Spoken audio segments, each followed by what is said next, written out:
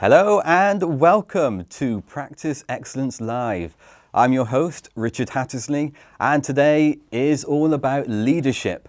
And in particular, we're going to be looking at the habits of Practice Excellence Live. Now, I'm not going to be doing this alone. I'm joined by Denise Isles from the Fish Partnership, Director of Fish Partnership. And we've also joined by Shawn Evans, the Director of the Accountants Division at Sage. Hello. Hi, Shawn. And we'd also like to thank Sage, who is supporting this session. So, before we get on with the session, we have to do a little bit of event housekeeping. So, if we encounter any technical issues during the program, don't worry. It's going to be on demand. It's going to be sent directly to YouTube as well. So you can nip out, grab a coffee, grab a cup of tea. Don't worry, it's going to be there and you don't have to worry about any technical difficulties. But if you did have a question throughout the session, if what one of our panelists are saying is strikes an idea in your mind, just hit it down on the Cover It Live just beside the video and put your question there, and we will ask your question to the panelist at the end of the session. So that's all the housekeeping done. Let's get on with the session. So what's the agenda today? Well, with leadership, we're going to be looking at some of the key trends that came from the Practice Excellence entries. So in particular, the key themes being having a strong vision, client care, growth, why growth is important and how you measure success with growth. And finally, we're going to wrap it up with the leadership from within, how you can create a growth environment with your team, getting your team on board with your vision. So I think that's the best place to start, with your vision. So Denise, Fish Partnership, that you were shortlisted for a Practice Excellence Award, both as medium firm and as practice growth. So congratulations on both of those shortlisted achievements. So why is it important having that strong vision and having a mission statement? Well, we find what we try to do is create a culture within Fish Partnership. We want to be flexible and approachable. So how we start with that is we create that culture within the team by saying we want all the team to feel welcome, important, understood, respected. And then if all the team feel like that, that projects such that all the clients then feel like that. They always feel welcome, understood, reassured by dealing with us. We're approachable. So, and our longer kind of goal there is that we'll be like the leading firm in Bucks for local businesses with a local accountant. And Shawn, as in your role with Sage, I'm sure you've spoken with many accountants, and how does having a vision, having a mission statement, how do these characteristics, how do they underpin a successful firm? I think it underpins not just a successful firm, but just businesses in general. So, even when I look at the likes of Sage, for example, we would have an overall vision, and that vision is to inspire and motivate the employees and colleagues that we have. It's to set out what you're trying to achieve over a medium term, whether that might be 12 to 5 years, whatever your firm's trying to achieve. As Denise said, to be the best in Buckinghamshire is what they're trying to achieve. So how does the employees and colleagues engage in that vision to feel inspired every day to obviously make it happen? The other underpin apart from vision would be the strategy that underpins that, which would be the plan around whether it be customer obsession or customers first, whether it might be being more collaborative as a team, the behaviours and values that Denise alluded to. That's what we see in the practices that really are driving forward, in terms of their own business. So if I just pick up a point about mission statement and having a vision. If a firm hasn't got a mission statement and they were sitting down and they were racking their brains, I need a mission statement, I don't know how to go about getting one. How did Fish Partnership come up with their own mission statement? Well, the four of us, there are 4 directors. We have off-site meetings probably 3 times a year, something like that. So we sat down and we brainstormed it almost by like having little sticky notes on a board, and just think of between us, what is it that's important to us? What do we want the team to do? Where do we want to go? We've obviously we've got a 5-year plan, which is more numeric, and we're actually plotting sort of where we're going and the sort of strategies underneath, as you stated. But in order just to determine our behaviours and values, we just brainstormed it and then sort of like concentrated it down to key points that we felt were really, really important. A key point, I think, is that we want our team to be proud of being part of Fish, as we clearly are as directors, and we want the clients to feel proud of being associated with Fish. That kind of idea, along with technical excellence, is kind of a given, because all accountants and tax advisors pretty much will do the same thing, can do your accounts, can do your corporation tax return. So it's the people and the relationships that will be that defining factor, we think. And Shawn, you see in the wider marketplace, what sort of trends, what sort of traits are you seeing that accounting firms are really hinging their practice on? Well, I think, as Denise said, really it's getting harder and harder for accountancy practices to differentiate themselves. You know, they all offer similar services, whether it be accounting or tax and compliance. So it's really about the people and the experience that those clients have, you know, still today. And we were talking earlier about it, about, you know, majority of business for an accountancy firm comes from referrals and word of mouth. Well, word of mouth and referrals comes from how someone feels, you know, how you create raving fans or, you know, people that are really satisfied with your business. One of the key trends that we're really starting to see is the onboarding experience. So it's when a client looks to engage with a practice, from when they do that, what does that feel like? So, you know, is it easy to engage? Is it easy to get your engagement letters signed and back to you? So, you know, things like Go Proposal, which is a software company that allows that to really happen, are the kind of things that we're seeing practices really start to look at in terms of customer journeys. Well, we want people to enjoy it, you know, people to enjoy dealing with us. Absolutely, yeah. That kind of feeling is what we want to And enjoy. I think that's a perfect segue to move into our first trend of the day, which is client care.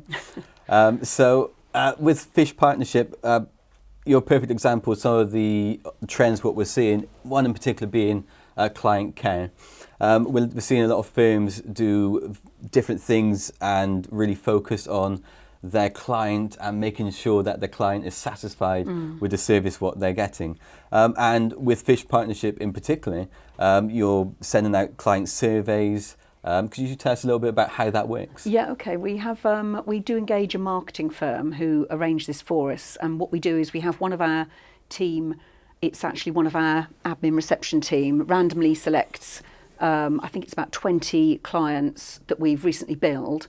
And randomly as well, rather than it being the managers who know that that's gone really well, you know. So we just randomly pick 20 of the people that we've billed that month, and then the marketing firm will then contact them, and we get some frank feedback, which generally is really good. We recently won a Excellence in Client Service Award, but if we don't, you know, it's key. We don't just want to hear good things. We actually use it because we can. It's good to understand how clients see what we're doing, see it from their side. Otherwise, it's very easy to get.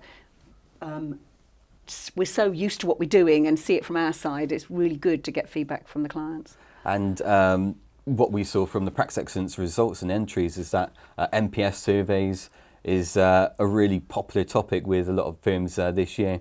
And Shawn, you were saying earlier about how NPS is something that you've seen in your role. Yeah, so I think, again, it relates to all businesses now. You know, if you think about some of the external trends, whether that be social media, personalization, you know, people want to feel part of a community and share things, whether it's, you know, TripAdvisor or Trustpilot. So as Denise said, you know, if you're not doing it today, you really should be looking at it from a client's perspective. So, you know, client satisfaction surveys, NPS surveys, they're all going to help you, one, understand how maybe a client feels about the relationship, but importantly, if there are any changes that you need to make, you're able to look at that verbatim or that feedback and then take some action. I think the other thing for me is not just about the client, it's about, we talked about that vision and culture of employees. It's also about, you know, regularly feeding back to your employees and staff within your business to say, look, this is what our customers are saying, whether they're satisfied or dissatisfied, how do we go about that as a team and as a business to make it even better? So, I think it's hugely important. And as I said earlier, the window of differentiating yourself is so small now that it's got to be based on customer feedback. Yeah, I agree. And part of being a leader is not just focusing on your own firm, but also on your client's firm and their own business growth. Yes. Which is why what was important from the Fish Partnership entry was about how you guys are doing client seminars and client training. Could you talk a little bit about how that came about and what really goes into those seminars? Well, things such as say Brexit or property. Lots of people are buying properties these days, and we just find by inviting people in, it's a bit like inviting people into your home. It just feels really nice. The clients can turn up. We often do them really quite short, so it would be something like turning up at 8 o'clock. We start at 8:30. We'll have wrapped it up by 9:15. There might be a bacon roll there, so it's kind of quite relaxed. And or if we're doing it in the evening, there might be a glass of wine on arrival. But it's similar, quite a small time slot, and it's almost more about the client coming to us, and we'll just give a general talk and welcome them. And then, of course, we'd follow up with more specifics later. But it's almost just an appetizer, but just makes them feel that we're on this. We've got knowledge on this, and then it'll hopefully lead on to them either telling others about it, or they'll call us and we'll have a one-to-one meeting with them. So it's more about welcoming them into the practice. And I think that's really interesting, because we see the practices that are doing that. If you think about the regulatory changes that are happening all the time, whether it be MTD, GDPR, Brexit, just an awareness, it is sort of a pointer to the client, say, look, we're aware of this, we know about this, but you don't want to go through every single kind of aspect in a seminar. But, and I think also what it does is, if you think about a small business and the relationship that they have with an accountant, they're looking for advice, they're looking for help, they're looking for bouncing ideas. And I think those sessions are fantastic, Denise, because it just allows them to say, actually, here's a really important topic that you need to know about, and let us share some ideas and share some views and thoughts on that. And if the sessions are 45 minutes to an hour, it's great value. And again, from a client satisfaction point of view, if I was your client, I'd feel really valued in that. Yeah, so good. I think it's really good. I think as well as part of being a leader is being proactive, and by picking up subjects which is happening out on the horizon, like Brexit or even digital tax, you're showing your value to your clients by being proactive. Shawn, as well, a key thing that we've seen in client care is around technology, and it's great that we've got someone like yourself who can provide that insight. So how are you seeing that technology is helping client care?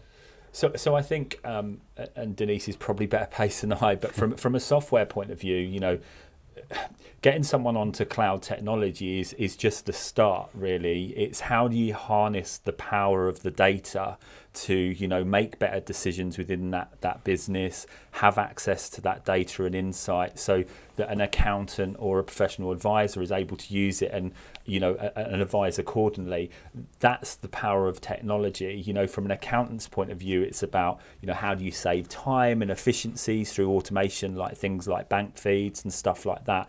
But for me personally, it's about the accountant being able to have access to that information in a very timely manner, to be able to then give some really proactive advice. Yeah, and absolutely. I think this is a perfect opportunity for you, Denise, to talk about the KPIs and real-time KPIs which Fish Partnership are, which you take notice of. Yeah, exactly. So if we have real-time information for clients, you can give them advice about making decisions, making business decisions. I think historically, accountants have used historic information. You'd be doing a set of 31st of December accounts, perhaps in August or September. So you're looking back and recording what happened as at that date. Whereas now, because clients are becoming more using more immediate accounting software, we're able to advise them as they go, and it creates more conversations, more points where you can pick the phone up and say, well, let's talk about last month, or just pointing things out, or watch out for this.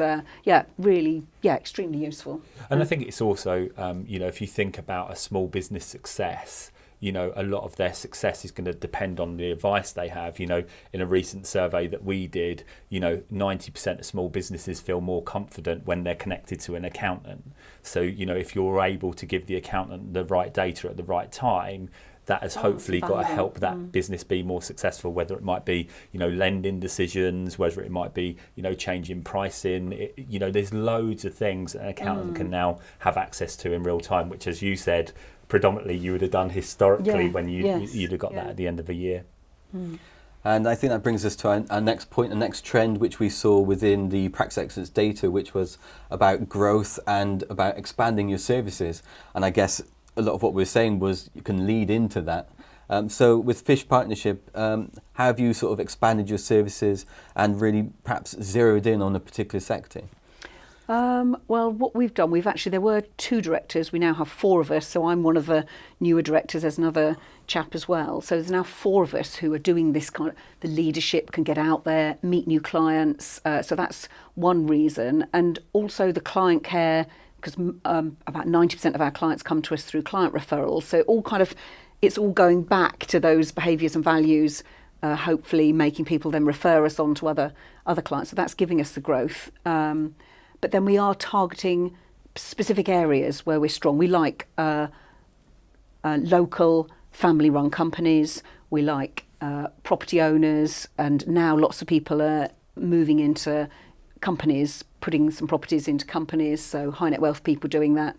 Property development in our area is a key sort of niche area that we can focus on. So when we're thinking about marketing, as well as hoping our clients will refer, we're trying to specifically target these areas, maybe run seminars, more mail shots, letters, making sure all of our staff know about it as well is key, so that they then talk to their particular clients. And Denise, you were saying earlier that not only do you talk about topics like Brexit and making tax digital, you also have some business seminars that you do that obviously you get local businesses in and stuff like that. Yes, we've actually started another way. Yes, thank you. We set up a new networking group called Straw, which is Straw at Junction 4. We're at the top is a hotel up at the top of Junction 4, and it's different accountants, solicitors, IFAs, so financial advisors, surveyors, all kinds of professional people. And we've teamed up with Metro Bank, Firm Sisters, RPJ, and Quantuma, who are insolvency practitioners, and we just meet once a month.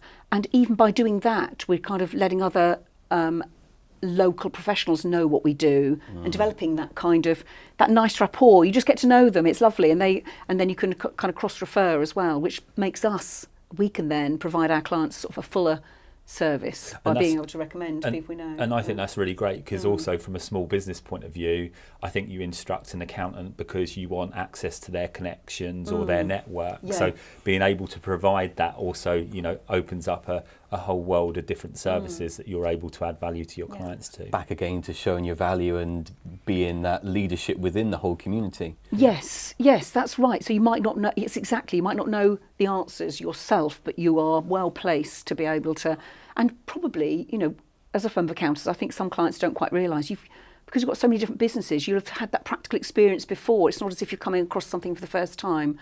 Often, or usually, you'll have seen it before, so you've got that experience to kind of guide the clients and say, I tell you what, why don't you, you're thinking of doing that, or this is what people sometimes say, the client thinks they know what they want to do, but sometimes on talking it through, you can say, oh, so what are you actually trying to achieve, like a long life goal, rather than just looking at this one thing. So, what if you did this? Would that work? And so it's being able to do that. It's like helping your client achieve their vision. It is actually, just by having conversation. I think that only works through conversations, though, generally. I think also on just touching on growth, it's about, having big aspirations. I think a lot of the practices, again, that we see and talk to, sometimes they're looking at their own historic, I had 7% growth last year, so 9% this year would be good. Well, actually, maybe if you set your aspirations even higher to get into double-digit growth, what could you achieve? And it's how you then ignite that passion, that excitement within the organisation from a set of vision to really go and go after that growth aspiration. The other thing is making sure that you have a plan behind it, which has been great when I've been looking at the practice excellence submissions, you can see that they have a very clear understanding of where they are today and where they want to get to in the next 12 months. And then they're aligning all their company behind that. So, it's a really important part of achieving your growth. And just to touch back to something we mentioned earlier about growth, which was about targeting a particular sector and niching. Shawn, is that something which you've seen over the wider marketplace, niche being a particularly strong trend? Yeah, I think it's been talked about not just by Sage, by a lot of industry leading speakers around being very targeted in a vertical or a sector that you do. The other thing for me is how do you diversify? So for an accountancy practice to get into wealth management or financial planning, the entry level to do that is pretty low. It's not difficult to be able to do that. And I think the one trend that we're starting to see is more and more people want to now self-serve. They want to be able to self-serve or find some information and then get some help. It's a really easy way now for an accountancy practice to offer different services, allow a bit of self-serve where they can actually give some, general information. And then when the client needs help at the right time, they're able to then say, right, okay, we can now help with that. So, niches are really important, but it's also about the additional services that you provide to your clients. So all this is great. It's great having all these ideas, but it would mean nothing if you're unable to get your whole team on board with this. So how do you sort of create that environment so your whole team are behind a particular idea? Well, for us, we're all positive. We kind of we say we're looking up and out. Whatever's happened, we're kind of like looking up and out. Us as leaders, we've got the behaviours, values, and objectives. We have communications meetings every couple of months where all of us, there's about 35 of us in total, get together and we talk about things. We always mention these objectives. One key thing, I think, might be that we've allowed the fee-earning professional members of the team to actually have contact time with clients is something that we encourage rather than just ploughing through the numbers, getting the accounts out, getting the tax comps out. It's actually taking the time to think, is there something in the press that might be useful for this client to know, or even just picking up the phone rather than just banging off a set of accounts by email, actually picking up the phone, having a chat with the client. So just encouraging that client contact right through the whole practice. And Shawn, culture, how important is that these days for an accounting firm? Do you know, I just think it's the biggest challenge that any businesses have is how do you create a culture that, is tenacious, is dynamic, wants to push forward. That is the biggest thing that you need to do in your practice, and it's the hardest thing to do, being really honest with you. Whether you're looking at a competitive landscape in terms of what your competitors are doing, you can do that relatively easy. Creating efficiencies within your practice is relatively easy. It's the people aspect, it's the culture aspect. And for me, that just starts with what we started the session with, a really clear vision, how everyone underpins that, what roles they play within that, and then how do you bring it to life? Like you said, those communications, whether they're bi-weekly, monthly meetings, it's having clear understanding what you're doing, but then also some milestones and measures along the way to just check in and make sure that you're all in the right track. The interesting thing is you only need a couple in the practice to get it going. So, people don't generally like change, but if you've got a couple of people that are passionate and they're the innovators, if you like, and champions within your organisation, you can really start to accelerate it really quickly.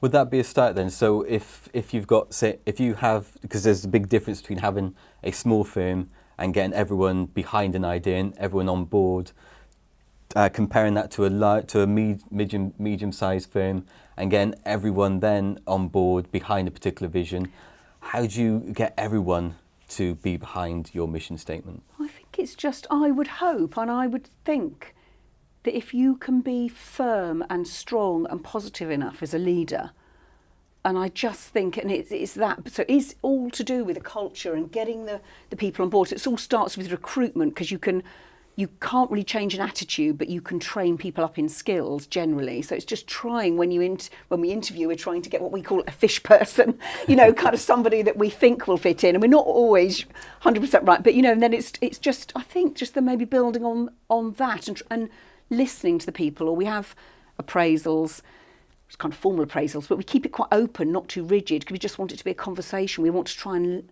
understand. And one thing we've asked them to do, our appraisals coming up, is we've asked them to say, well, what is it that you enjoy most about your role, so that we can then try and tailor the role to suit that person. So they're enjoying it. We just want our team to be enjoying it. And I think that shines through to the clients. I totally agree. And it's also that development of people, whether it's succession planning, whether it's your monthly one-to-ones, whether it's your appraisals at quarterly or end of year. It's having that interaction with your staff on a regular basis to actually really keep going back to, why are we doing this? What are we trying to achieve? And I was at a practice 2 weeks ago, and I was lucky enough to sit in on one of the appraisals. And there was a really great question where they said, what are the 2 or 3 things that you think we could do to improve? And what are the 2 or 3 things that you think I could do to help support that improvement? And I just thought that was a really great question from someone to really encourage their staff, to empower them to give feedback. It was really great, really great. Yeah, definitely bringing the power back into the staff and making them feel like they have a voice part as well. of it, I really think it's that making people, we've all got a role, we're all important. And it's true though, isn't it? Yes. You do need because of course you need every person, that's why you've recruited everybody, it all builds, doesn't it? And you've got to keep that culture, otherwise it doesn't take, if you can start to see there might be an issue, it can easily sort of seep through. It's just so we've always got to be kind of aware of what's going on, I think, and keeping those conversations going and keep walking around the building. Don't just come in and sit at your desk, however busy you are. We try to kind of, all of us, just sort of keep wander around, kind of keep a sort of awareness. That is so important in the practices that I see moving forward really quickly. The partners and senior leaders of that business are visible on the floor. They're when you talk to someone and say thank you or well done, the power of that simple message that allows someone to feel valued and important within that organisation is so powerful. So that human interaction, there's no need to email someone who's just sat at the table just beside you. No, you all do it. It's so sometimes you're sat there, so you just think, just email, and actually it's so much nicer, isn't it, to stand up and go and you can see also them. be in the detail, because I think, again, if you're busy fee earning yourself, you're working in the business, not on the business. So, it's really important in my opinion, for partners and senior leaders to be able to take a step back and go and see, review their business model, review their processes, and again, if something isn't as they would like it or they need to change, they're able to create actions around it. And also the last thing you want is a fish out of water. So what do you do around... that was a very good pun. I've been waiting all session for that. So what do you do around client training to make sure that they absolutely know what they're doing, and I guess client training helps empower your employees as well? Oh, it does. So we have some clients, and clients are all different, aren't they? But yes, some absolutely love that. So with various softwares that we use, and clearly we have a majority of our clients are using Sage. We have a bookkeeping management accounts team, and when we first start to meet with a client, we'll go out there, and actually one of our team will actually sit with the bookkeeper, or sometimes it's the business owner, and actually just run through with them, and which they seem to love. But for us, it's half an hour of our time. But it's just because sometimes, a bit like all of us, even with, say, Excel or something like that, you don't know what you don't know.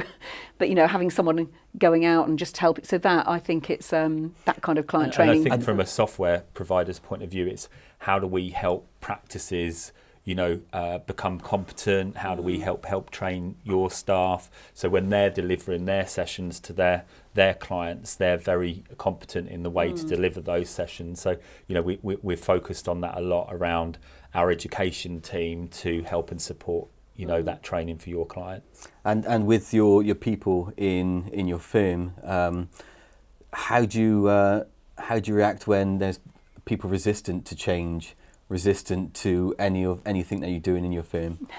Well, we just, I think we've got a good enough value that it'll just be small. So just being positive about it, and maybe, slowly catch your monkey. You just kind of, okay, so we're not going to go straight in and blitz it. We'll just small changes and trying to present the positives to them. And often people, even things which actually would work very positively for them as well as the practice, and it's maybe just trying to highlight the positives for that individual. I think people fear change. It's a sort of an actual, sort of a deep fear for some people, whereas I quite enjoy change. But and I think it's just kind of, again, reassuring them and finding positives for them in that change. I think it's also understanding maybe some of the, their views and why they're struggling with, maybe resistance. I'm not sure it's always resistance. I think sometimes it's a level of understanding, or sometimes it can be how someone emotionally feels, right? It's often it's just a personality, isn't it? Yeah, and how they're going to emotionally feel about this. Well, I've always done it this way and I'm really great at doing it this way, and now you're asking me to change or do something different. But also there's the personality piece that you've just come on to, which is, you probably have 3 types of people in a practice. You have the technical type, you have, a social type, and then you have your advisors. It's where do they fit into that change journey, and how do you help them understand and support them to help them move forward to what you're trying to achieve as an organisation. So we've come to the time when we're going to get the questions from the audience. They're going to be grilling you with the questions coming throughout the show. So we're going to go back to the beginning, back onto vision.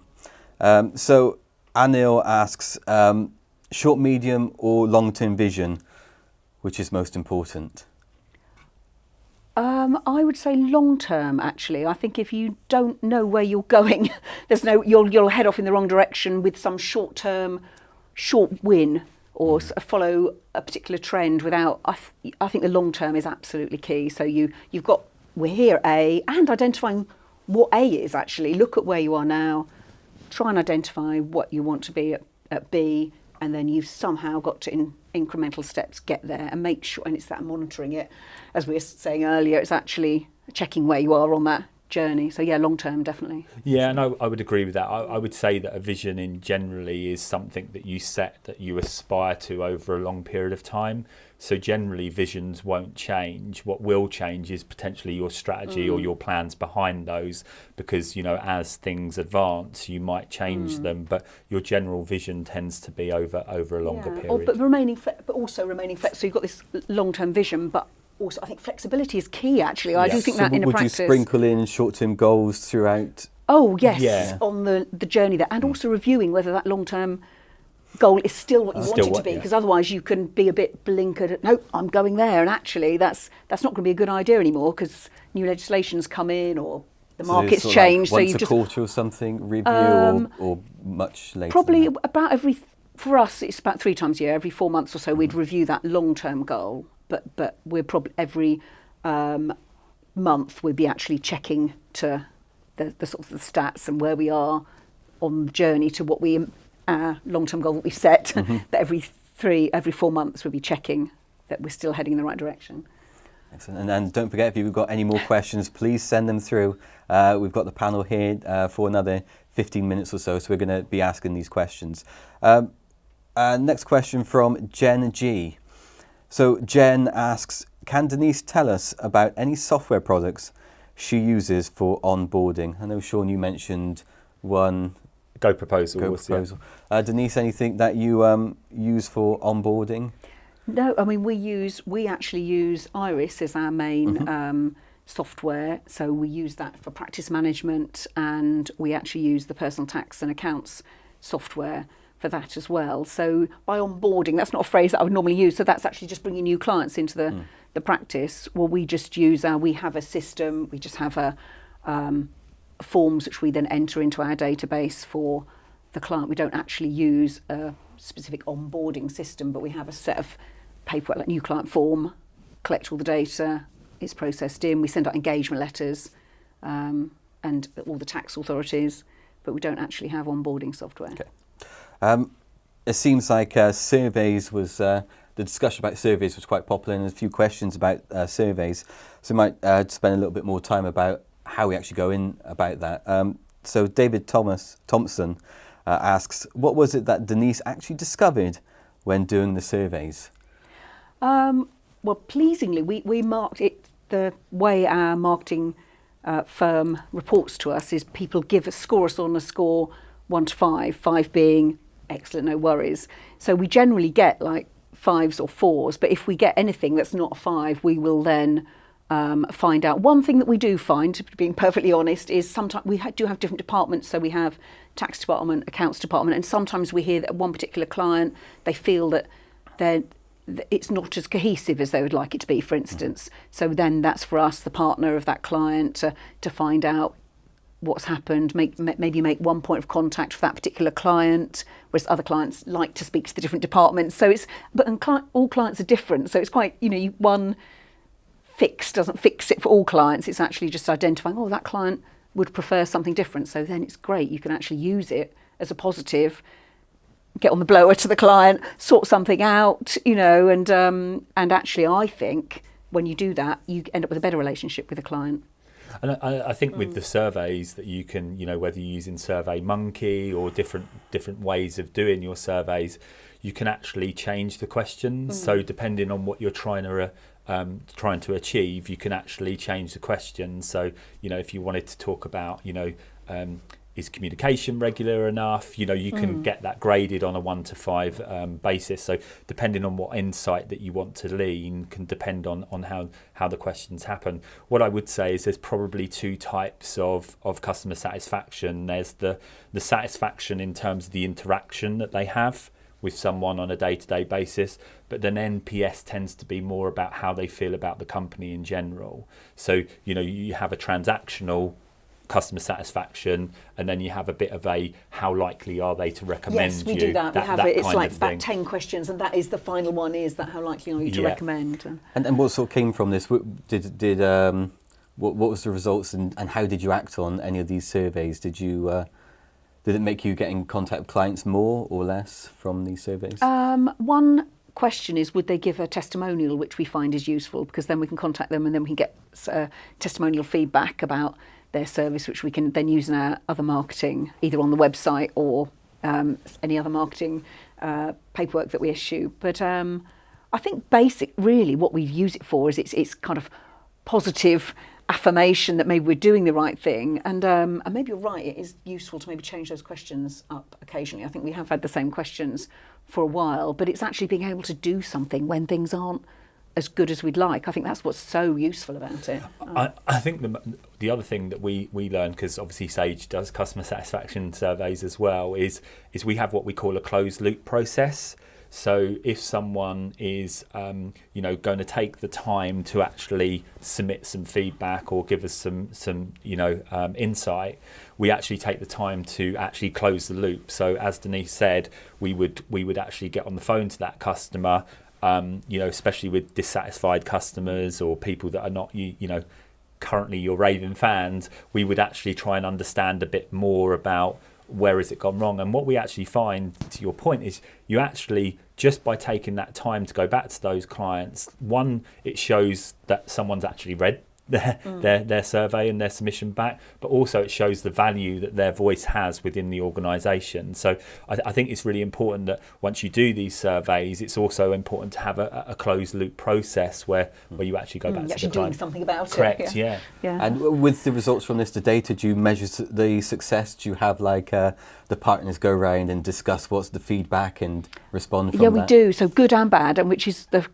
team always like, so we receive them back, so it's once a month we'll receive back these surveys, and we let the people know who are mentioned, positive or negative. Obviously we're careful if it's negative to kind of construct that conversation properly, but in a positive light, but or help them to sort of deal with that client again. But yes, we do feedback to the team.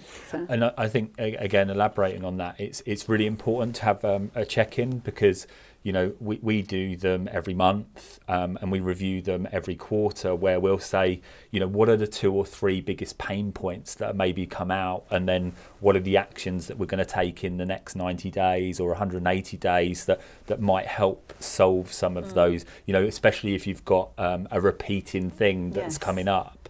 You're able to actually say, well, here's something that we really need to look at as a team. How do we go about that? So it's important to have to your point, regular check-ins and feedback to the community. And again, we use part of our what we call like monthly briefings to talk about our NPS and our customer satisfaction score and what are the key topics that have come out of that.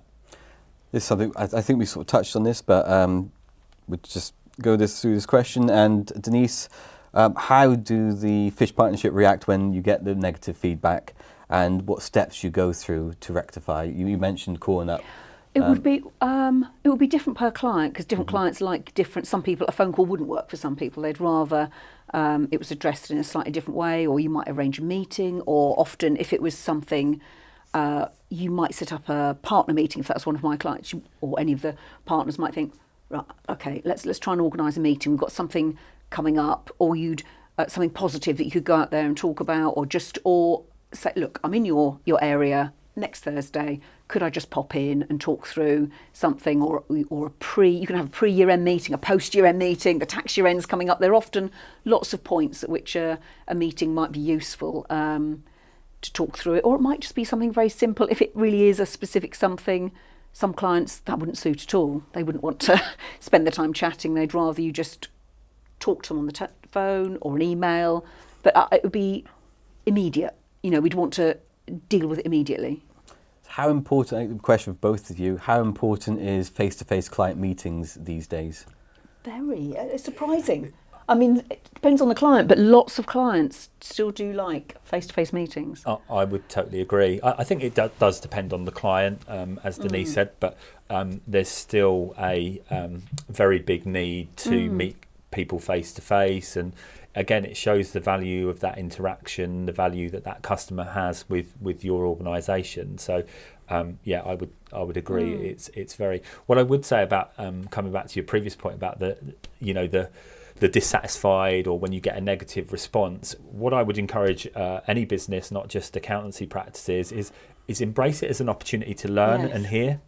Because if you just look at it in a complaint format, or I need to deal with this, then you're really not going to understand where this is coming from and how you might make it better for your other clients. So I would just embrace it as an opportunity to learn, and I would just take today to say, if anyone wants any help with customer satisfactions or getting these set up, then please get in contact with us, because we'd be delighted to try and help and point you in the right direction in terms of technologies that you can use. I guess part of being a leader as well is learning from your mistakes and learning Absolutely. from any It's being negative realistic. We're not all going to get it. We all make mistakes. That's part of the culture thing, isn't it? And stop thinking about blame or don't think in the negative. Just think, right, up and out. Come on, moving on. How are we going to deal with this? And I think you only learn from mistakes, don't you? Exactly. Yeah. I read a book recently where James Dyson took 5,126 prototypes to get to the Dyson vacuum cleaner. So it's a true example of actually learning from failure and mistakes is not a bad thing. Just maybe don't repeat them all the time, but actually learning from them is really important. Yeah.